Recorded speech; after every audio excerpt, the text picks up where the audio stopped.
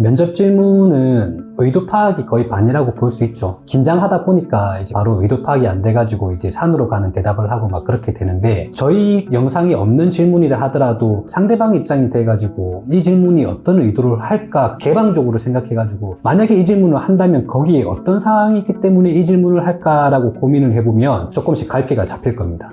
좋아요, 구독, 알림 설정까지. 대표님, 오늘은 면접 질문 시리즈 3탄으로 가져와 봤습니다. 어떤 의도에서 나온 질문이고 어떻게 답변하면 좋을지 말씀해 주시면 됩니다. 약간 오늘은 질문이 조금 자극적이에요. 네, 그럼 질문 드리겠습니다. 네. 입사 후 포부에 대해 말해주세요. 이 질문은 어떤 의도에서 나온 질문이고 어떻게 답변하면 좋을까요? 생각해보니까 우리 선희영 군도 입사 후 포부는 따로 말 안 했던 것 같은데, 입사 후 포부가 어떻게 되십니까? 회사를 더 발전시키겠습니다. 성공시키겠습니다. 회사를 발전시키고 성공시킨다고? 네. 포부를 어떻게 믿나? 입사 후 포부 한참 이야기했더니 3개월 만에 그만두고 1년도 안 돼서 그만두고 막 그러는데, 입사 후 포부를 묻는 거는 이유는 있긴 있어요. 입사 후 포부를 이제 이야기를 하려면 기본적으로 직무에 대한 이해가 필요한 거고, 조직에 대한 이해가 필요한 거고 그런 거거든요. 그래서 우리 회사에 대해서, 우리 일에 대해서 어느 정도 알고 있고, 그래서 본인이 생각할 때 실행 계획이 실현 가능하고 구체적인지 이런 것들을 이제 물어보기 위한 질문이죠. 이 질문 같은 경우에는 단순히 각오라든지 다짐 이런 것들보다 아무래도 직무에 대한 이해, 회사에 대한 이해를 바탕으로 설명을 하는 것이 점수를 많이 받을 수 있는 확률이 높거든요. 근데 대부분 이제 입사 후 포부 이야기하라고 하면은 여기서 뭐 뼈를 묻겠다, 뭐 3년 동안 라면만 먹더라도 3년 동안 그만두지 않겠다, 막 이런 식의 포부를 한단 말이지. 원래 이걸 물어보는 이유는 자신감이 기본적으로는 들어가겠지만 직무이해, 조직이해, 그게 가장 큰 영향이라고 봐요. 그래서 입사 후 포부를 물어보고 거기에 잘 대답하기 위해서는 직무 관점으로 회사의 환경을 이해해서 자기가 무슨 계획을 짜서 거기에 대한 실현 계획, 그걸 짜라는 거지. 그걸 좀 염두에 두시고 이야기해주면 좋을 것 같아요. 네, 두 번째 질문 드리겠습니다. 좌절해봤던 경험이 있나요? 좌절은 지난번에 실패 경험, 그거랑 좀 비슷한 거죠. 근데 실패보다는 좌절이 더 극악한, 좌절의 범위를 이야기하자고 한다면은, 나는 오늘 짜장면 먹고 싶은데 갑자기 국밥 먹으러 가자고 해서 내가 점심 먹고 싶은 거에 대한 그 결정이 안 돼서 좌절할 수도 있는 거고, 여러 범주가 있는데, 어쨌든 이 좌절이나 실패에 대한 부분들은 그걸 겪고 나서 그 이후에 내 행동이 어떤 긍정적인 변화나 노력을 했는지를 물어보기 위한 거란 말이에요. 그러니까 결국에는 우리 회사로 오면은 선배한테 요거도 먹으면 좌절을 할 거잖아. 그때 이제 어떻게 극복하는지를 보고 싶은 거지.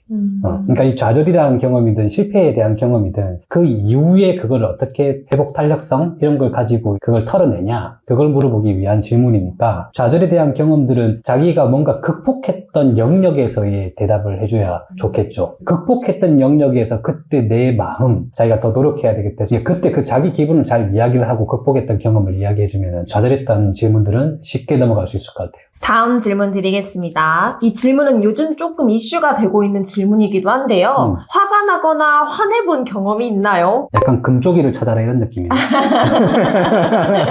화가 나는 거는 이제 반응인 거고, 이제 화를 내는 건 대응인 건데, 이 영역은 대응까지 나오면 안 되죠. 근데 반응에 대한 영역도 민감한 사람들 있잖아. 어떨 때 이제 막 여기 목이 빨개지면서 화가 좀 빨리 올라오는 사람들도 있고, 좀 통제 잘 하는 사람들이라고 하면 급하게 밖에 나가가지고 바람을 쐰다든지 걷는다든지 담배를 핀다든지 그런 식으로 통제하는 사람도 있긴 한데, 이 영역에서 주의 있게 보는 것들이 공격성, 충동성, 스트레스 관리, 이 영역에서 이제 많이 물어보거든요. 그게 왜 이걸 물어보냐면은, 회사는 남들과 하는 생활이기 때문에 남들한테 피해를 주는 행위가 이 공격성, 충동성, 화, 스트레스에 대한 부분이란 말이에요. 그런 사람들을 잘못 뽑았다가 주변에 있는 사람들까지 어지럽히게 만들고 일에 대한 생산성도 떨어지고 안 좋아지니까 이런 질문을 계속 하는 거거든요. 이런 질문에서 자기가 화내본 적이 있다라고 이야기를 하거나 화가 좀 날 때가 있다라고 이야기했을 때 평균 이상으로 그 대답이 적절하지 않아 보이면 회사에서는 그런 것들을 좀 선택하지 않을 가능성이 많이 높다고 봐요. 회사에서 제 화낼 수 있으니까 괜히 안 건드리기 위해서 조금 신경을 써야겠다라고 한 것조차도 에너지가 뺏기는 거거든. 이런 질문들이 좀 좋은 질문은 아닌데, 가급적이면은 자기가 화가 잘 난다거나 화를 냈다거나 그런 말을 하지 않는 게 좋지. 화낸 이유가 만약에 적절하다고 했으면 그 경험의 기반으로 이야기할 수 있겠지만은, 내 자존심을 지키기 위해서 화를 냈다? 이런 것들은 단체 생활에서는 쥐약인 거잖아요.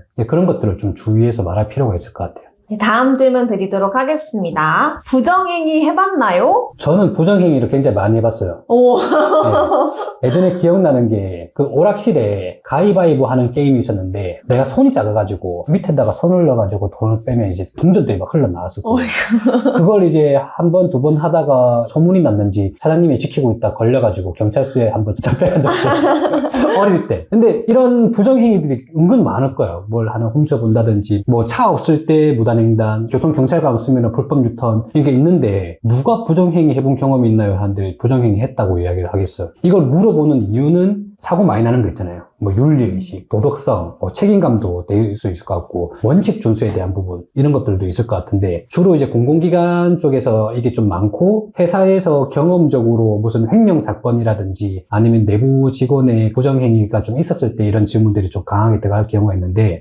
만약에 이제 이런 질문이 들어온다고 했을 때 그냥 우리가 인정할 만한 부정행위들이 있을 거예요. 정말 차가 없을 때 물론 기다려야 되지만 무단횡단하는 정도까지는 해본 적이 있었는데 실제로 부정행위를 남들한테 피해를 줄 정도까지는 해본 기억은 없다라고 이야기해보고 최근에 이제 부정행위와 관련된 그런 뉴스 기사들 봤을 때는 제 생각에는 부정행위에 대한 대가가 너무 좀 작다는 생각이 좀 들긴 하는 편입니다. 이 정도 선에서 끊는 게 좋겠죠. 부정행위 우리 하지 맙시다. 나이가 들었잖아요. 사소한 부정행위도 습관이 돼버리면 계속 커지거든. 최근에 그거 다 기사 봤어. 100만 원짜리 현금 다발을 주고 옛날에 내가 여기서 많이 훔쳤는데 지금이 와서 미안하다는 생각이 들고 언젠가는 갚아야 되겠다면서 100만 원 주고 왔다는 그 기사 봤거든요. 그러니까 혹시라도 그런 사람이 있으면 돈 벌어서 빨리 갚읍시다. 네, 마지막 질문 드리도록 하겠습니다. 과정과 결과, 무엇을 더 중요시하나요? 과정, 결과 다 중요해요. 다 중요하고 지금 이 영역 같은 경우에는 답이 있는 질문은 아닌 것 같아요. 과정이 좋다고 하면 그 이유에 대해서 충분히 상대방을 이해시킬 만한 이유가 있어야 되는 거고 결과가 중요하다고 하는 사람들은 그 결과가 중요한 이유에 대해서 상대방을 이해시켜야 되는 건데 근데 회사 입장에서 한번 생각을 해보자고요. 회사에서는 성과를 낳아야 되기 때문에 제 생각에는 회사 입장에서는 결과지향적인 것이 조금 더 유리할 수도 있겠다는 생각이 들었어요. 과정을 통해서 배우는 것들이 있다고 한다면 그거 엄청난 이유가 되고 근거가 되잖아요. 근데 회사가 바로 성장을 못하거나 성과가 안 났을 때 좀 어렵다라고 한다면은 이제 그런 것들을 고려해서 회사 입장에서는 성과 중심 그냥 그런 생각은 들어요. 근데 과정지향적이든 결과지향적이든 그 근거에 대해서 상대방을 이해시킬 정도의 내 경험을 잘 이야기할 수 있다고 한다면 문제가 안 되는 영역입니다. 대표님은 그럼 결과가 더 중요하신가요? 과정에 대해서 굉장히 존중합니다. 근데 결과가 나오지 않으면 과정이 잘못된 거겠죠. 마지막으로 면접을 준비하는 취준생분들에게 한 말씀 해주세요. 좋아요, 구독, 알림 설정까지. 면접 질문은 의도 파악이 거의 반이라고 볼 수 있죠. 긴장하다 보니까 이제 바로 의도 파악이 안 돼가지고 이제 산으로 가는 대답을 하고 막 그렇게 되는데 지금 우리가 3탄 했잖아요. 이거 면접 질문. 제가 왜 이 질문을 할지 어떤 게 이상적인 답변일지를 이야기를 하고 있는데 저희 영상이 없는 질문이라 하더라도 반대 입장이 돼가지고 상대방 입장이 돼가지고 이 질문이 어떤 의도를 할까 개방적으로 생각해가지고 만약에 이 질문을 한다면 거기에 어떤 상황이 있기 때문에 이 질문을 할까라고 고민을 해보면 조금씩 갈피가 잡힐 겁니다. 어떤 상황 때문에 그 질문을 했는지를 알면 어떻게 대답해야 되는지를 아는 것과 똑같다라는 거거든요. 그래서 이런 질문에 대해서는 왜 이 질문을 했을까 고민을 하는 게 가장 중요하고 많은 연습이 필요하고요. 혹시나 좀 답변하기 어려운 질문들, 의도를 모르겠는 질문들 그런 것들이 있으면 저희 영상에 댓글 남겨주시면은 저희가 그걸 5개 정도씩 저희 영상을 찍어 볼게요.